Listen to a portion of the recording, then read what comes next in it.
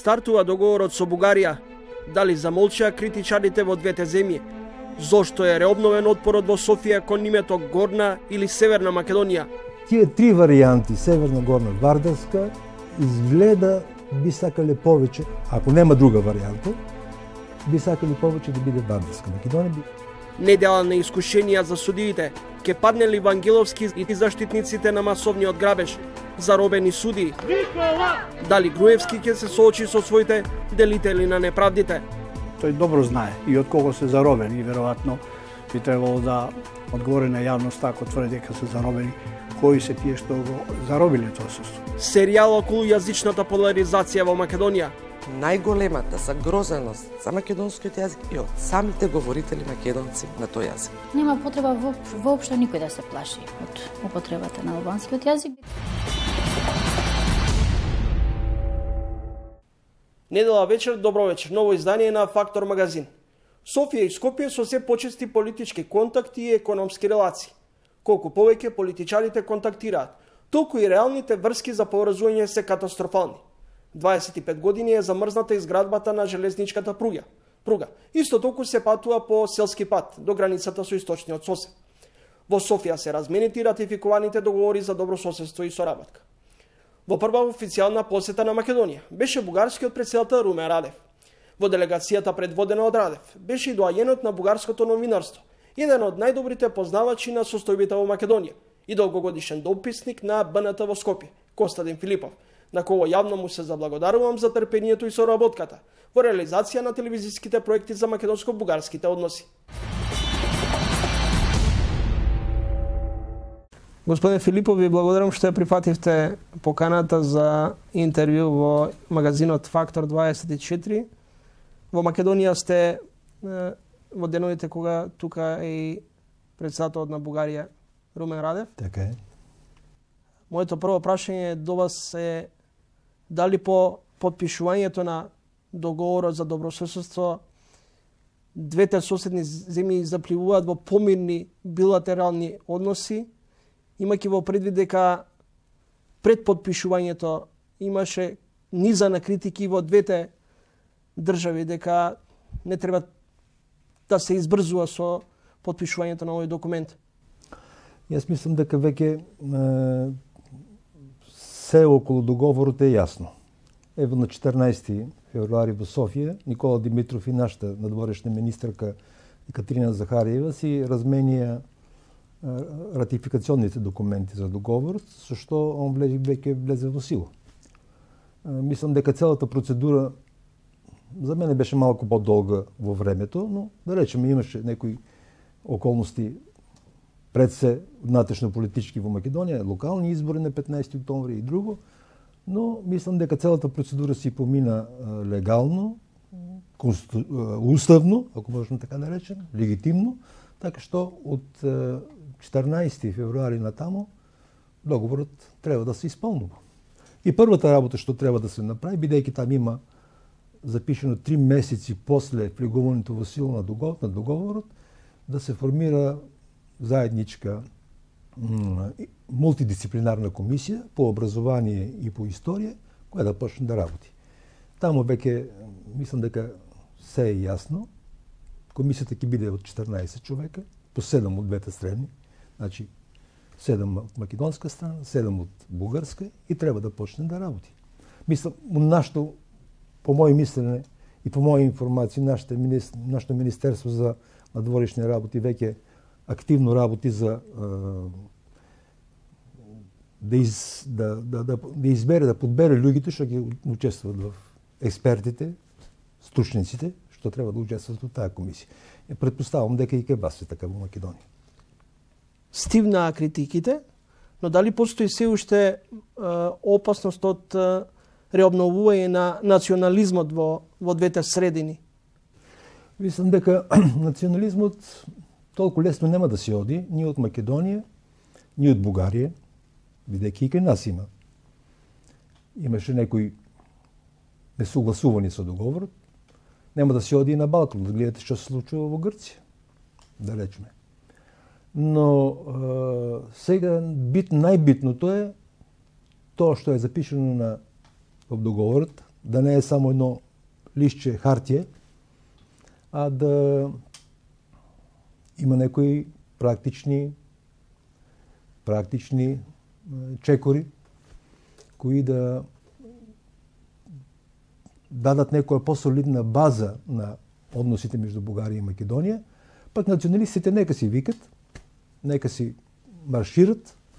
Мислам дека со повеќе реализъм и пракса в односите, мислам дека договорът само ќе добие. Господине Филипов, Бугария беше првата држава која призна Македонија под уставното име. 15 януари 1992 година. Никој досега не е имал оспорено одлуката на председателот Желјо Желев, но едно е очигледно дека последните тројца председатели, вклучувајќи го и актуелниот, Радев, Плевнелиев и Парванов, во однос на билатералниот спор меѓу Македонија и Грција, имаат порачано дека евентуалното компромисно решение и географска одредница не треба да ја загрозува позицијата на Бугарија. Точно е. Дури се сеќавам дека имаше една изјава пред неколку години на бугарскиот премиер Борисов кој рече не за предлогот Република Северна Македонија. Точно, 2008 година кога беше самитот на НАТО во Букурешт. Дури тогаш официјалните власти во Софија како предлог што за бугарска страна би бил прифатлив е нова Република Македонија. Дали при изнаоѓањето на компромисното решение меѓу Македонија и Грција може да се создаде евентуален нов проблем, а тоа е Бугарија да има забелешки во однос на решението? Ако мене ме прашате, јас мислам дека името Република Македонија што Бугарија прво го призна е нормалното име, тоа си е нормалното име на Република Македонија, јас стојам да речем зад него. Но така или иначе се доаѓа до некакво решение меѓу Македонија и Грција, кое, како што јас разбирам, по секоја цена ќе биде со определба некаква, значи составно име. Мислам дека Грција нема да отстапи од своето барање за составно име. Сега, има во Бугарија некој страв, да речем, во некои политички кругови, дека со некоја географска одредница во името, како да речеме северна или горна, би можело да значи дека Грција во некој момент може да има претенција кон Пиринскиот крај на географската област, географскиот рајон Македонија. Зборуваме за северна или за горна. Затоа од тие три варијанти, северна, горна, вардарска, изгледа би сакале повеќе, ако нема друга варијанта, би сакале повеќе да биде вардарска Македонија, бидејќи тоа е поблизо до денешната слободна, независена и суверенна Република Македонија. Има такви стравови во Бугарија, доколку се основани или не, тоа е друго прашање, но е факт дека ги има. Дали сметате дека може да се случи Бугарија да го оспори евентуалното компромисно решение? Било кој да е решението? Би можело, бидејќи, ама јас не сакам да се стига до таква ситуација. Лично јас не би сакал да има таква ситуација, ние да оспоруваме решението кое вие две суверенни држави, Република Македонија и Република Грција, ќе си го најдете тоа решение. Уште повеќе таква е формата на преговорите. Две држави си преговарат, има некои под егидата, да речеме, на генералниот секретар на Светската организација на ООН, во лицето на посредникот Матјо Нимец, и тоа е. Но јас мислам дека од времена, мислам дека има моменти во кои Бугарија треба да артикулира некои своји забелешки, ако има по некој од варијантите на името. Како што рековте, през 2008 година Бојко Борисов рече на нас не ни одговара Северна Република Северна Македонија. Јас мислам дека 10 години покасно денеска исто не ни одговара името Република Северна Македонија. Но ми се чини дека сепак тоа е решение на Грција и на Македонија. По потпишувањето на договорот за добрососедство и соработка, двете земји се согласија заеднички да прославуваат историски настани и личности. Се најавува дека академиите, македонската и бугарската академија, заеднички ќе го прославуваат Свети Климент, словенската писменост. И Кирил и Методи на 11 мај во Софија. Дали ова е знак дека се надминати сите недоразбирања и евентуални недоверби? Јас мислам дека двете академии, Македонската академија на науките и уметностите и Бугарската академија на науките, веќе дадоа некој пример, добар пример, како да чествуват општи празници. Мислам дека имаше преди 2 или 3 години во Софија, даже главата на Македонската православна црква Стефан беше тогава во Софија. После мислам дека имаше и слично чествување во Скопје. Значи има некој веќе некоја начало на некоја нова пракса во односите и поспецијално за чествувањето на тие општи празници. Тоа е создава некоја подобра атмосфера во односите меѓу Бугарија и Македонија. Како за спорот за името меѓу Македонија и Грција, сите странски дипломати што доаѓаат во Скопје и вика, гледайте прво да има повеќе доверба меѓу вас, градите атмосфера, амбиентна доверба и така полесно ќе се реше името во таква состојба. И така и со општите празници. Колку повеќе, толку повеќе ќе се зближуваме, толку повеќе ќе се познаваме, толку повеќе ќе се бендисваме един друг и ќе ни биде по-лесно да разговараме, да наоѓаме решение. Господин Филипов, според бугарски извори, од 2001 речиси 70.000 македонци аплицирале за бугарски пасоши, а во последниве години можеби уште толку. Вие во една изјава, во еден ваш јавен настап имате порачано на политичарите, македонските политичари, да ги вратат бугарските пасоши. Тоа се однесуваше на тие депутати од ВМРО, ДПМН, кои не влегоа во залата на собранието да гласат за ратификацијата на договорот. И јас тогава бех малку повеќе нервозен и им се лутам на тие, бидејќи знам дека многу од пратениците на ВМРО, ДПМН имат бугарски пасоши, бугарско државјанство. Па може барем да влезат во собранието, да има некоја нова, да има поголема легитимитет да има повеќе на гласенето. Нека се против. Нека си гласат против, ама да има вътре повеќе луѓе. Шо е тоа? Се гласа таков важен документ, ние един од ВМРО го нема натре. И тогава напишев и рекох и кажав, и сега ќе ти кажем и пред тебе, дека е срамота таа работа. Па имаш бугарски пасош, значи не си сосема безразличен кон Бугарија. Па шом не влегуваш во таков важен момент, штом не влегуваш во пленарната зала во собранието, па врати го пасошот. И сега пак кажувам истото. Така не се прави политика.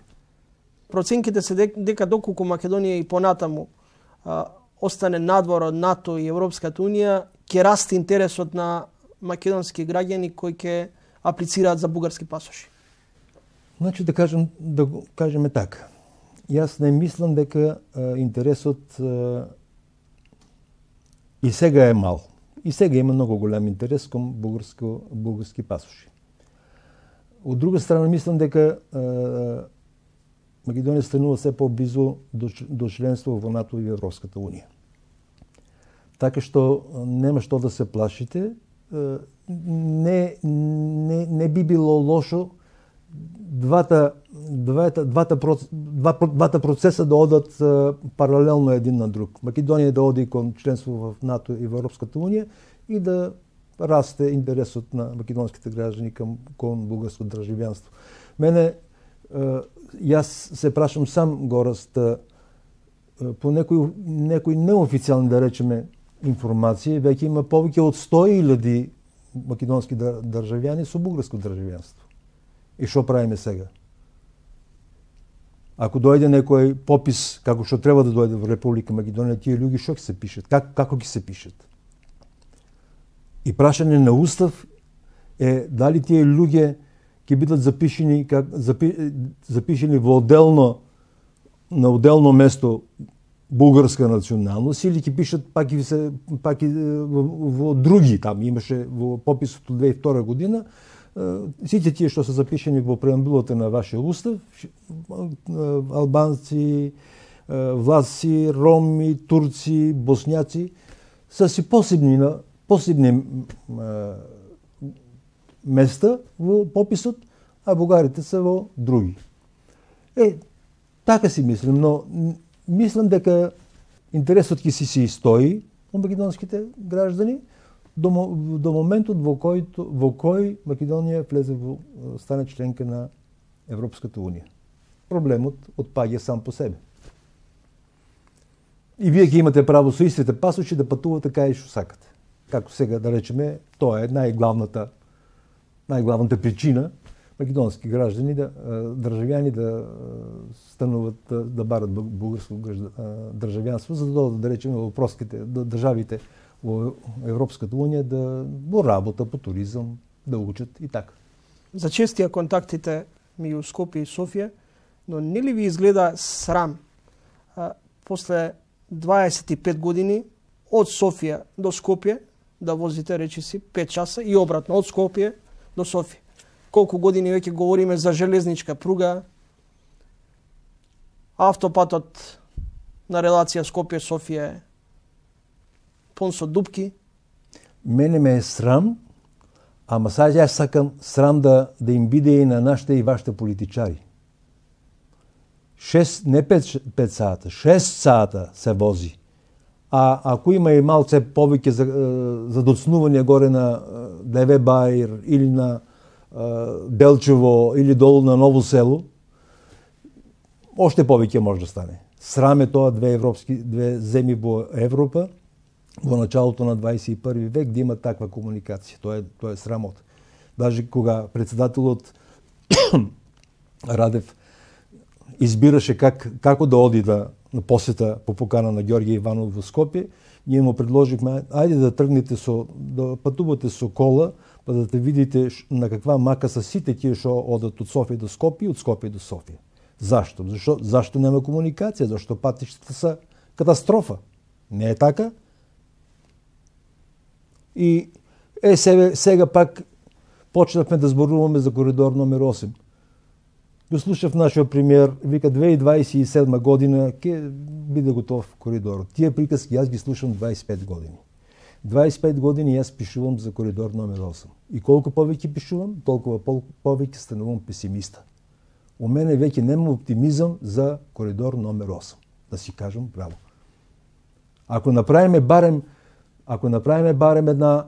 един автопат да има нормален, како што има во европските држави, тоа ќе е голям успех. Многу скепса има у мене за железничката пруга. Јас бех свидетел 12 октомври 1994 година, кога горе направија првата, имаше камен темелник, Бранко Црвенковски тогава го стави и викаше за една година од тука првиот воз од Скопје ќе влезе во гарата во Софија. Колку години мина од 94-та? И сега ми вика 2027. Па не верувам. За жал не верувам. Не сум оптимиста.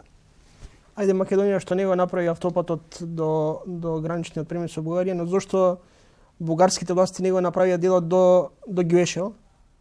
Големиот проблем, повеќето километри се на ваша територија.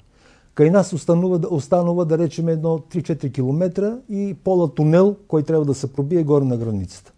И даже јас сум ги слушал и вашите, и бидејќи се прави даже документарец прави за железничката пруга, за Бугарската национална телевизија преди неколку години, сум ги слушал и вашите, и нашите политичари, инженери, и строители, да кажем, градители. Нашата философија, нашиот став е таков. Нека македонците дојдат на истото растојание како што ние сме сега и тога и заедно ќе направиме и ќе се споиме и ќе тргнат возовете. Такво нешто. И затоа не си даваме никако зор да ги решиме тие 3-4 километра што ни остануваат од гарата во Ѓуешево, горе до границата. Господине Филипов, на крајот, како и каде ја гледате Македонија во наредниот период? ја гледам до крајот на нашето бугарско председателство, до крајот на јуни со дата за започнување на преговорите за членство во Европската унија. Ја гледам член на Североатлантската алијанса през јули во Берлин на самитот на НАТО и така што ќе си бидеме заедно, како би сакал да сме и сега заедно, ќе си бидеме заедно и во НАТО, ќе си бидеме заедно и во Европската унија и тоа ќе ни даде повеќе шансове за добри односи, за пријателство, за другарство, за бизнес, за туризам, за повеќе човечки контакти, бидејќи за мене тоа е најбитно, да има повеќе контакти меѓу луѓето од двете страни на границата. Господин Филипов, ви благодарам за гостувањето во емисијата. И јас благодарам.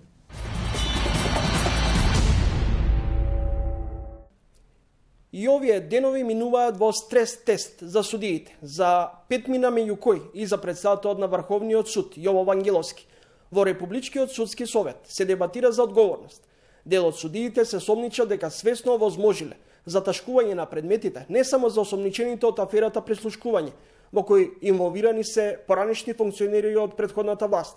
Политички и личен парадокс е кога екс-премиерот Никола Груевски, чија партиска врхушка го посвои судството и некои од судиите, денеска и самиот да вели дека има заробено судство.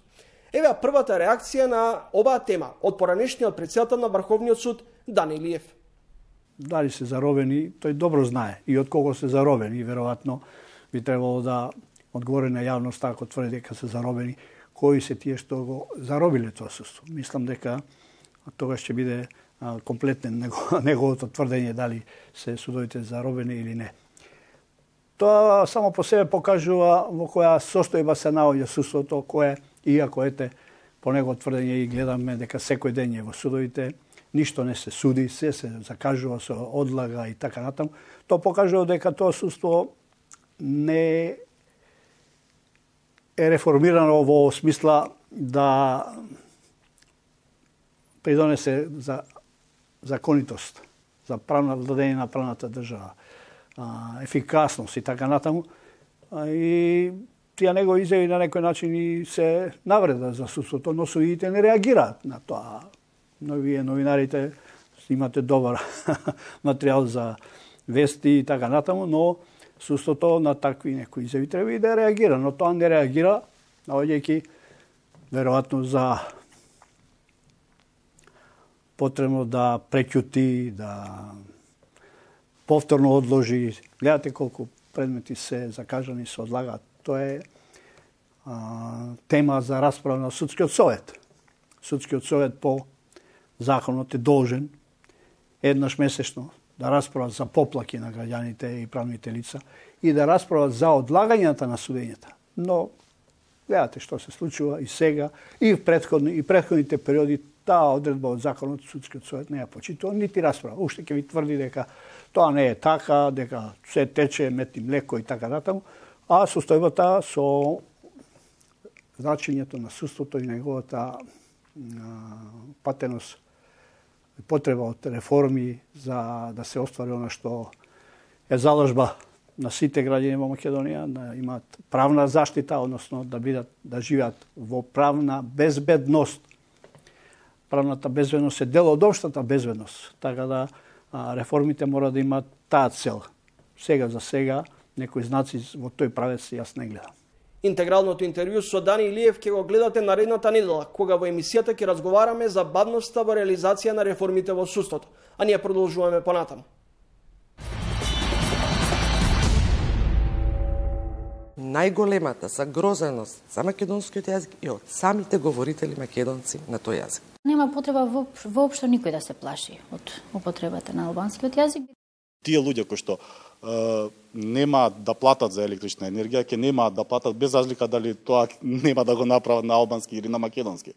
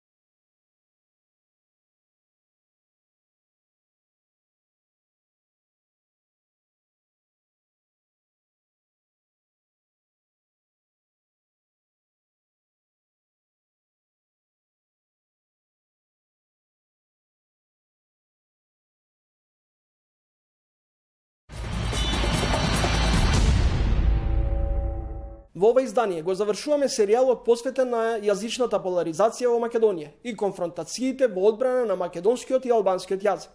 Следува разговорот со професорите од Филолошкиот факултет Искра Пановска-Димкова и Ајтене Кемили. Професор Пановска, дали македонците го познаваат доволно мајчиниот јазик? Видете вака, секако дека мајчиниот јазик го познаваат сите, затоа што им е мајчин, родени говорители се на тој јазик, но прашањето е колку го познаваат стандардниот македонски јазик и колку го користат.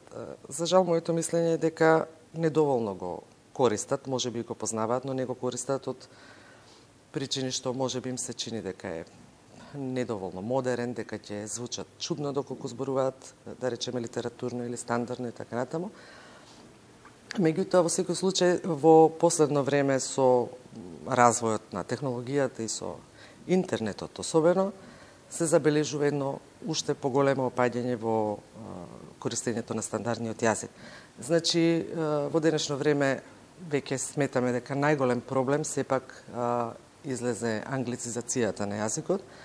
Значи, станува збор за огромен број англицизми кои што се навлезени веќе на дури не можеме да ги кажеме наплив, едноставно поплава од англицизми особено во интернет просторот, но тоа се прелева и врз другите медиуми, а да не зборуваме за секојдневното користење на јазикот.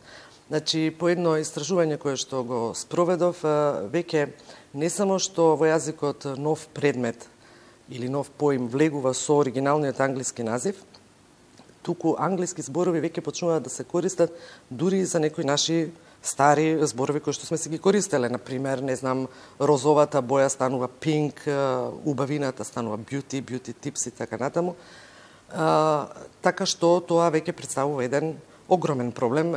Гледаме кај младата популација, по некој пат имаат проблем да се сетат на македонскиот збор. Значи, прво се сетуваат на англискиот да го искористат, па потоа бараат во свеста превод на сопствениот јазик. Значи, тоа е еден проблем што реално сметам веќе го загрозува македонскиот јазик.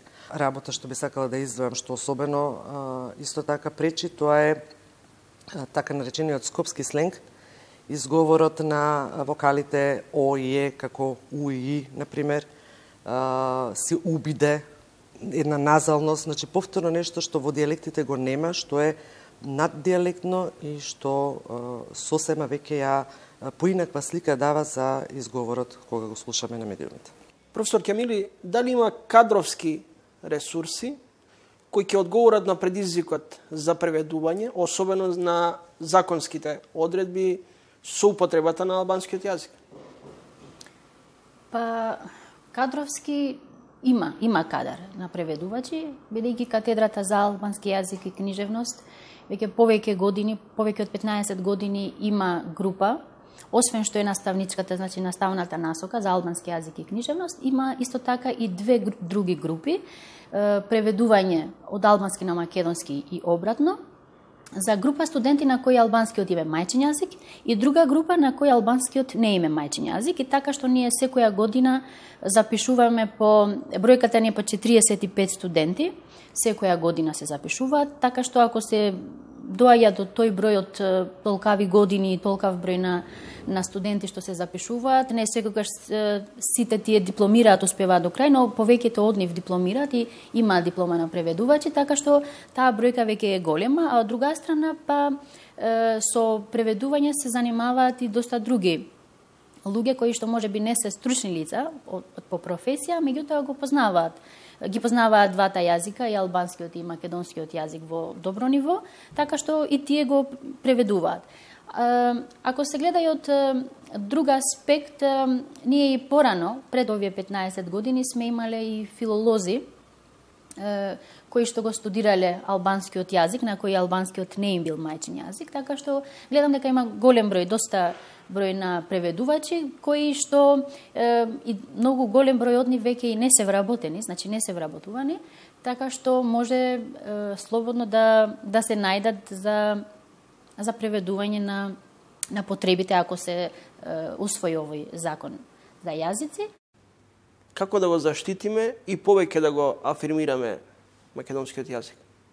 И па видете сега, во принцип, заштитата на јазикот се обидувале држави разни на различни начини да да го направат тоа. Во секој случај, општиот заклучок е дека треба една организирана државна јазична политика, значи една акција на поширок план и долготрајна, не еднократна со, да речеме, 2-3 емисии па тоа да се заврши, туку еден долготраен проект како да се заштити, да се афирмира јазикот.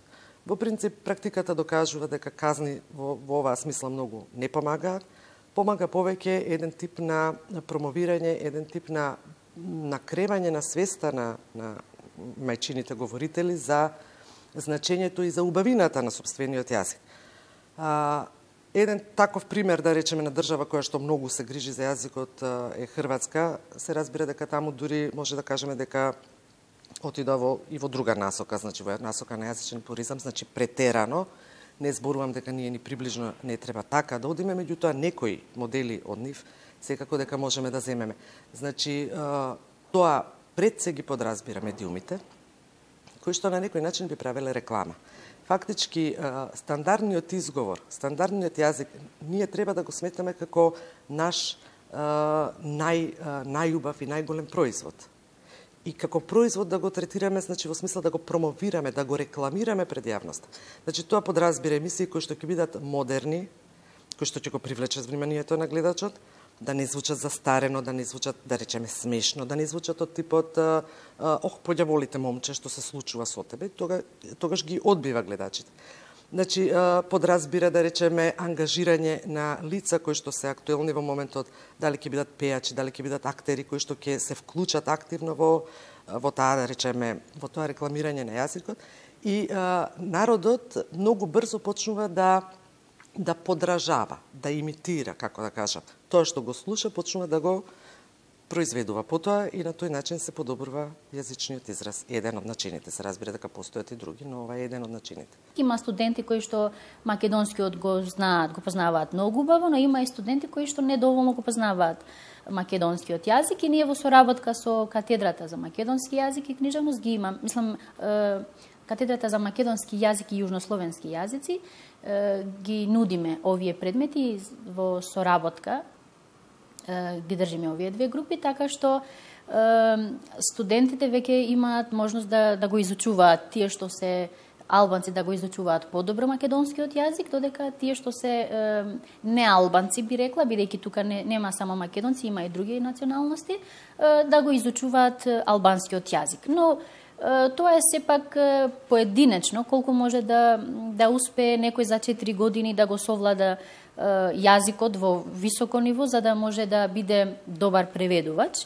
Професор Пановска, дали ни недостасува правилна јазична политика со цел да го заштитиме и да го почитуваме сопствениот јазик? Последната деценија имавме голем пад во смисла на каква било заинтересираност од страна на државата за македонскиот јазик. Ако се сеќавате, вие имаше дури предлог да се укине катедрата за македонски јазик на Универзитетот Свети Кирил Методи, така што тоа беше, според мене, мислам, дното. Од тука натаму се што ќе се направи се е веќе тргнување за напред.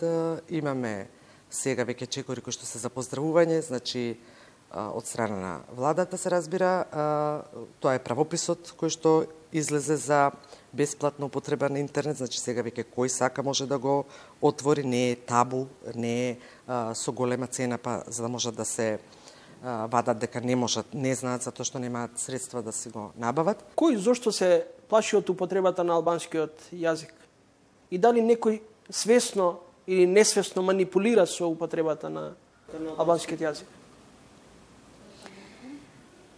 Јас мислам дека нема потреба воопшто никој да се плаши од употребата на албанскиот јазик, бидејќи никому ништо не штети, не е воопшто штетно. Како што досега се употребувало, истото ќе биде и понатаму. Значи нема буквално никаква промена од тоа што било досега. Дали се манипулира со законот за употреба на јазиците, особено на албанскиот, имајќи во предвид дека албанскиот јазик и се користи веќе во институциите. И со оној претходен договор помеѓу Груевски и Ахмети, со Мајскиот договор, албанскиот јазик се употребува низ територијата на Македонија. Секако дека се манипулира, Цела ова прашина што се подигна се политички игри, за кои не би сакала многу да разговарам, меѓутоа на вистина јас потенцирам дека нема ништо да се смени од тоа што досега било и затоа нема никој воопшто потреба да се плаши. Никој никого со сила ништо нема да тера, така што не е на вистина ништо штетно за никого.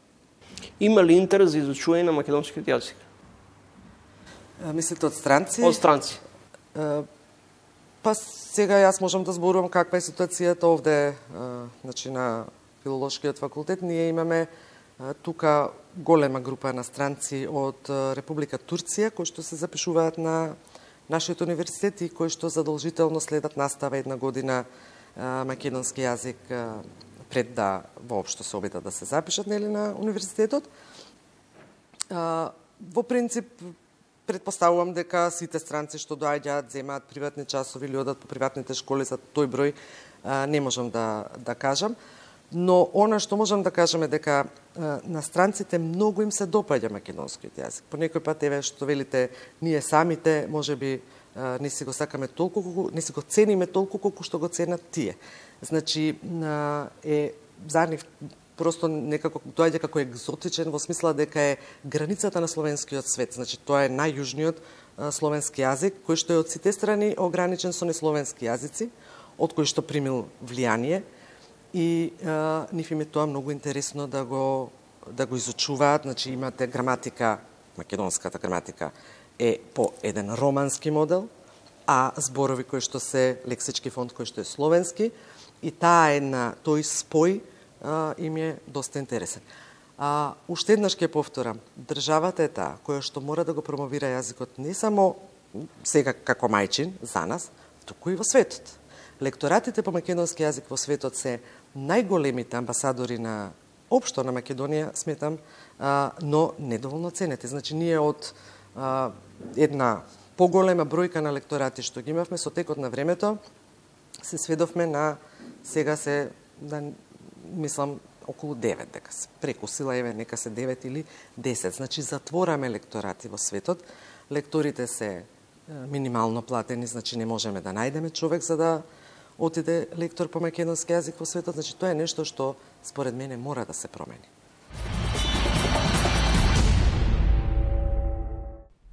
Ова издание на Фактор магазин го затвораме со разговорот со Бесфорд Идризи, актер, режисер, продуцент, член на Детски театарски центар.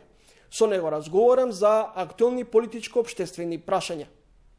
Мене лично овој закон ништо не ми значи, затоа што не ми менува ништо во животот и покрај тоа што можам да не знам да ги сватам, ајде да речеме по старите генерации, дека они може да бидат, зборам сега за постарите генерации на албанци, кои што можат да бидат, да речеме, по емотивно врзани кон овој закон, затоа што они паметат времења во кои што употребата на албанскиот јазик им било оспорувана. Они паметат времења, еве, да речеме, моите родители паметат времења во кои што им било оспорувано да го користат нивниот мајчин јазик. Моите родители и двајцата се наставници, односно беа, сега се во пензија, и они паметат времења во кои што не смееле да го запишат часот во дневник на албански јазик, иако наставата се водела на албански јазик. Паметат времења во кои што не смееле одредени топоними да ги именуваат на албански и така натаму. Така да ја можам да сватам, иако моите родители не спаѓаат во таа категорија на луѓе, но еве можам да сватам луѓе кои што се од таа генерација па се поемотивно врзани со овој закон. Но од друга страна не можам да сватам во однос на таа, ако гледаме прагматично и практично на овој закон, еве денес да речеме пример, добив сметка за електрична енергија која што ми беше доставена и на албански и на македонски јазик. И сепак таа сметка за електрична енергија јас би требало да ја платам без разлика дали ми е доставена на албански или на македонски јазик. И таа сума на пари е сосема иста и идентична, дали без разлика дали ќе биде на албански или на македонски.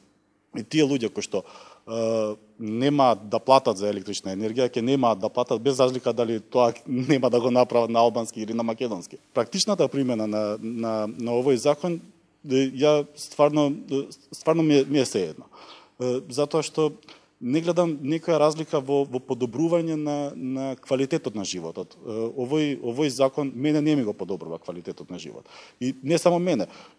Верувам дека ниту им го подобрува, ниту пак им го влошува квалитетот на живот и на тие македонци кои што реагираат против овој закон. Затоа што буквално овој закон не менува ништо. Тие луѓе кои што поради токму овие причини кои што ги наведов со примерот за електрична енергија, тие луѓе кои што поради такви причини гледаат спас надвор од Македонија, за нив апсолутно е небитно каков закон за јазик ќе се донесе во Македонија. Затоа што тие луѓе веќе полагаат испити и се стремат да положат и да се здобиат со B2 за германски, за да отидат во Германија и да работат таму, и така да они веќе ги заборавиле и македонскиот и албанскиот, се бава со германскиот. Така да за тие луѓе овој закон е сосема беззначаен. Истото важи и за албанците кои што се емотивно поврзани со овој јазик, како што го наведов примерот, затоа што и за нив ова нема да реши ништо. Имаме ситуација во која го имаме театарот за деца и младинци и имаме албанскиот театар за деца. Повторно ли станува збор за сегрегација?